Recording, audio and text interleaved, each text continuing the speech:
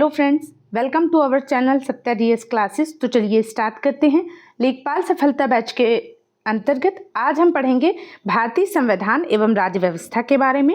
भारतीय संविधान और राज्य व्यवस्था से लेखपाल के एग्जाम में 5 प्रश्न पूछे जाने हैं, तो ये क्लासेज आपके लिए इम्पॉर्टेंट होगी। भारतीय संविधान की आज ये पहली क्लास होगी। तो चलिए स्टार्ट करते हैं। जैसा कि आप जानते हैं 1757 ईस्वी, 1757 ईस्वी में क्या होता है, तो होता है प्लासी का युद्ध। आंशिक रूप से अधिकार प्राप्त हो जाते हैं इससे अंग्रेजों को भारत के प्रशासन, भारत की राजनीति में, ठीक है। इसके बाद होता है आपका 1764 ईस्वी में बक्सर का युद्ध, और बक्सर के युद्ध में विजय होती है अंग्रेजों की। देखो 1757 का जो प्लासी का युद्ध था वो तो अंग्रेजों ने छल कपट के तरीके से जीता था, छल करके जीता था। लेकिन जो 1764 का बक्सर का युद्ध है, बक्सर का युद्ध जब अंग्रेजों ने जीता तो उसके बाद से बंगाल पर जो अंग्रेजी कंपनी है, ब्रिटिश ईस्ट इंडिया कंपनी, उसने अपना शासन जो है यहीं से शुरू कर दिया था। कब से? बक्सर के युद्ध को जीतने के बाद से। और इसी शासन को अनुकूल बनाए रखने के लिए फिर ब्रिटिश सरकार ने यानी कि ब्रिटिश संसद ने कई अधिनियम पारित किए। तो सबसे पहले हम उन अधिनियम के बारे में जानेंगे जो कि ब्रिटिश संसद से पारित हुए थे कंपनी के लिए। चैप्टर का नाम है भारतीय संविधान के विकास का संक्षिप्त इतिहास, और ये जो मैटर है ये हम लूसेंट से कवर कर रहे हैं, ठीक है। तो जो पहला अधिनियम है वो है 1773 ईस्वी का रेगुलेटिंग एक्ट। तो सबसे पहले हम जानेंगे 1773 ईस्वी के रेगुलेटिंग एक्ट के बारे में। पहला क्वेश्चन यही पूछा जा सकता है कि रेगुलेटिंग एक्ट कब आया, तो याद रखना वो आया 1773 ईस्वी में, ठीक है। भारत में ईस्ट इंडिया कंपनी के कार्यों को नियमित और नियंत्रित करने की दिशा में ब्रिटिश सरकार द्वारा उठाया गया पहला कदम है रेगुलेटिंग एक्ट, ठीक है। पहली बार कंपनी के प्रशासनिक और राजनीतिक कार्यों को मान्यता मिली थी रेगुलेटिंग एक्ट के तहत, और इसी एक्ट के तहत, रेगुलेटिंग एक्ट के तहत ही केंद्रीय प्रशासन की नींव भी रखी जाती है।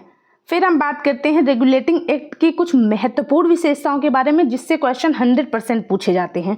पहला है बंगाल के गवर्नर को बंगाल का गवर्नर जनरल कहा गया। किसके तहत? रेगुलेटिंग एक्ट 1773 के तहत। जो प्रथम गवर्नर जनरल हैं बंगाल के, उनका नाम है लॉर्ड वारेन हेस्टिंग्स।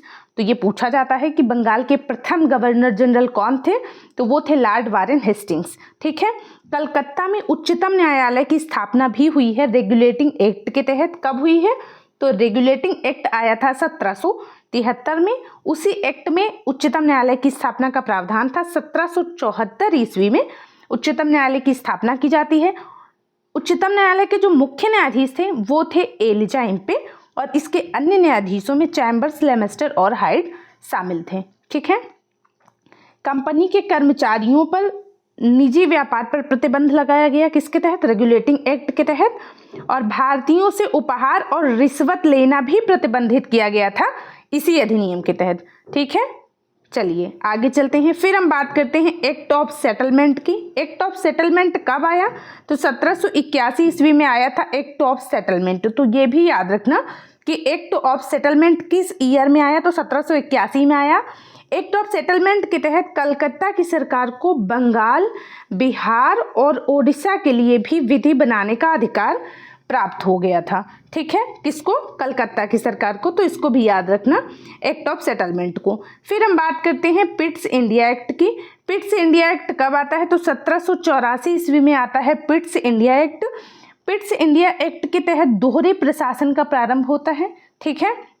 व्यापारिक मामलों के लिए कोर्ट ऑफ डायरेक्टर्स की नियुक्ति की जाती है, और राजनीतिक मामलों के लिए बोर्ड ऑफ कंट्रोल की नियुक्ति की जाती है। किसके तहत? पिट्स इंडिया एक्ट 1784 के तहत, ठीक है। फिर हम बात करते हैं 1793 का, सॉरी यहाँ पे गलत लिख गया है, 1793 का चार्टर अधिनियम। इसके तहत क्या किया गया था? 1793 के चार्टर के तहत नियंत्रण बोर्ड के सदस्यों और कर्मचारियों को भारतीय राजस्व में से वेतन दिए जाने की व्यवस्था की गई। तो पहली बार भारतीय राजस्व से वेतन दिया जाने लगा। किसको? नियंत्रण बोर्ड के कर्मचारियों को। तो इसको भी याद रखना, ठीक है। फिर हम बात करते हैं 1813 के चार्टर अधिनियम की, बहुत इंपॉर्टेंट है। कंपनी का भारत के साथ व्यापारिक एकाधिकार छीन लिया गया। किसके तहत? 1813 के चार्टर के तहत।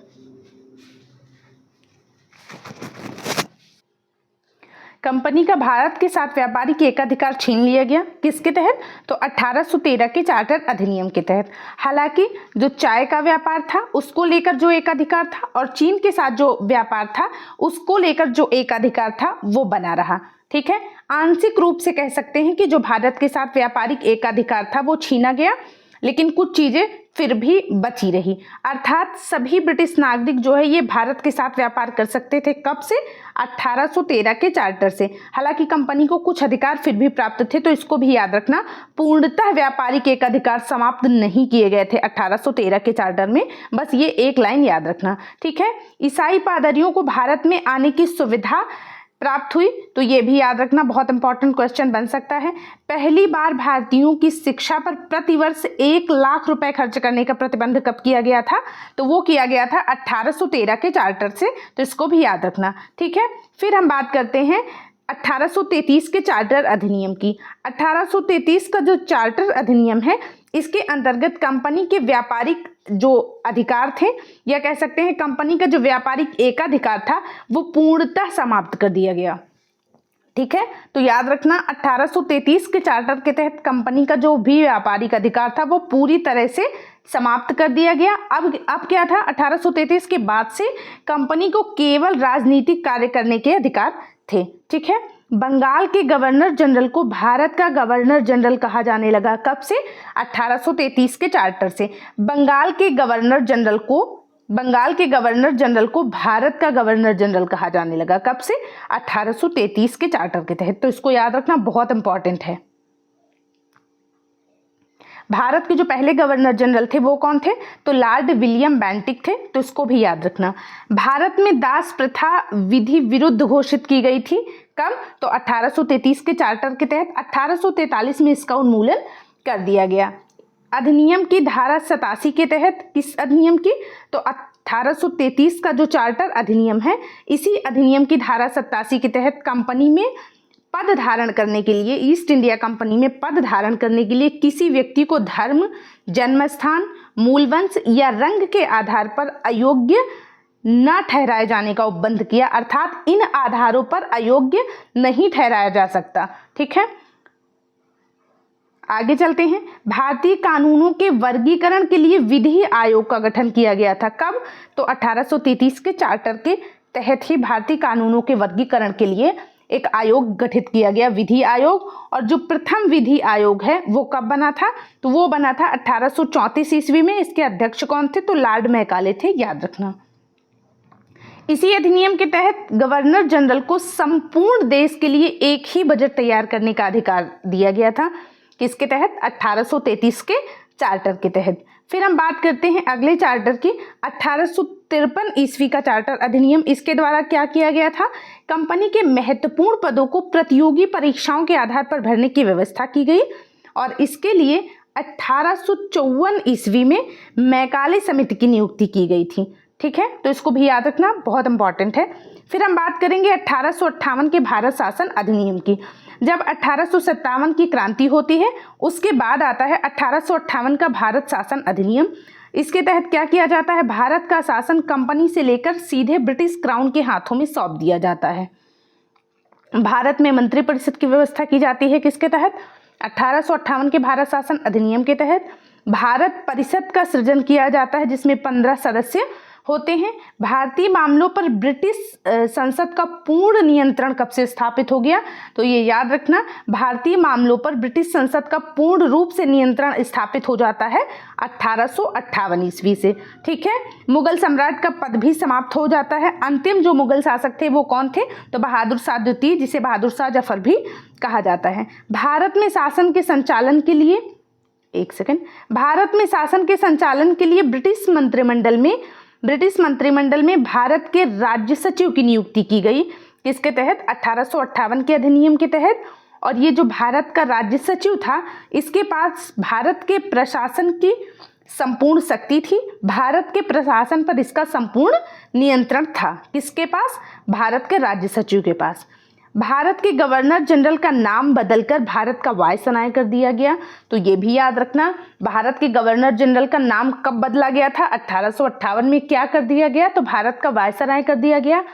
भारत के अंतिम गवर्नर जनरल कौन थे? तो वो थे लॉर्ड कैनिंग। और जो भारत के पहले वायसराय बने वो भी कौन थे?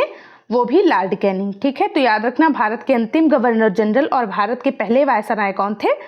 लॉर्ड कैनिंग थे। 1861 का भारत परिषद अधिनियम बहुत इंपॉर्टेंट है। इसके तहत विभागीय प्रणाली की शुरुआत हुई। विभागीय प्रणाली जिसे पोर्टफोलियो सिस्टम भी कहते हैं, डिपार्टमेंट सिस्टम भी कहते हैं, इसकी शुरुआत होती है कब? 1861 में। किसके द्वारा? लॉर्ड कैनिंग के द्वारा। इसी अधिनियम के तहत 1861 के तहत ही गवर्नर जनरल को पहली बार अध्यादेश जारी करने की शक्ति प्राप्त हुई। और ये बहुत इंपॉर्टेंट है, गवर्नर जनरल को पहली बार अध्यादेश जारी करने की शक्ति कब प्राप्त होती है? 1861 के भारत परिषद अधिनियम के तहत। और ये भी याद रखना अध्यादेश की अवधि कितनी होती थी? तो मात्र 6 माह होती थी। ठीक है, 1861 के अधिनियम के तहत ही विधि बनाने की प्रक्रिया में भारतीयों को शामिल करने की शुरुआत भी हुई थी, तो इसको भी याद रखना। अगला है शाही उपाधि अधिनियम 1876 ईस्वी। तो याद रखना शाही उपाधि अधिनियम कब आया? 1876 में आया था। क्या किया गया था? तो अप्रैल 1876 में एक घोषणा के द्वारा महारानी विक्टोरिया को भारत की साम्राज्ञी घोषित किया गया था। तो इसको याद रखना, भारत की साम्राज्ञी घोषित की गई थी कौन? महारानी विक्टोरिया। किस अधिनियम के तहत? तो शाही उपाधि अधिनियम 1876 के तहत। 1892 का भारत परिषद अधिनियम, ये भी बहुत इंपॉर्टेंट है। इसके तहत अप्रत्यक्ष चुनाव प्रणाली की शुरुआत होती है। किसके तहत? 1892 के तहत राजस्व एवं व्यय पर अथवा बजट पर बहस करने की शक्ति प्राप्त हो जाती है तथा कार्यकारिणी से प्रश्न पूछने की शक्ति प्राप्त होती है। किस अधिनियम के तहत? 1892 के भारत परिषद अधिनियम के तहत। फिर हम बात करते हैं 1909 के भारत परिषद अधिनियम की। 1909 का जो भारत परिषद अधिनियम है, इसी अधिनियम को मार्ले मिंटो सुधार के नाम से जाना जाता है। तो ये भी याद रखना, मार्ले मिंटो सुधार कब आया था? तो ये आया था 1909 में। इसके तहत पहली बार मुस्लिमों के पृथक प्रतिनिधित्व का उपबंध किया गया था। ठीक है, पृथक प्रतिनिधित्व, पृथक निर्वाचन की बात कब की गई थी? 1909 में की गई थी। और ये बहुत इंपॉर्टेंट क्वेश्चन है।